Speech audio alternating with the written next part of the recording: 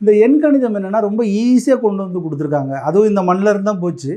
சப்த சாஸ்திரம்ன்ற இந்த மண்ணில் இருந்து போச்சு. எண்கணித சாஸ்திரமும் இந்த மண்ணில் இருந்து போய் வெளியில் போய் அதை வந்து நிறைய ஆராய்ச்சி பண்ணி நிறைய மெத்தட்ஸில் அது இப்போ வந்து மாடர்னாக ஆகி அது அங்கேருந்து திருப்பி இங்கே வந்து இப்போ நம்ம பண்ணிக்கிட்டு இருக்கோம். இப்போ எண்கணிதம் அப்படின்னாவே எல்லாருக்கும் என்ன ஒரு விஷயம்னா பேரை மாற்றுறவங்க தான் நியூமராலஜிஸ்ட்டு அப்படின்ற ஒரு முத்திரை இருக்குது. நியூமராலஜிஸ்ட்னாவே ஓகே ஒரு பேர் மாற்றுறவர் போல அப்படின்னு அப்படி வந்து நம்ம இந்தியாவில் அப்படி பழகிட்டாங்க. ஆனால் இந்த நியூமராலஜிஸ்ட்ன்றது பேர் மாற்றுவதற்குன்றது ஒரு பக்கம் இருந்தாலும் இந்த நம்பர்ஸை வச்சு உங்களுடைய மொத்த வாழ்க்கையோட விஷயத்தை நம்ம எடுத்து கொடுத்துட முடியும்.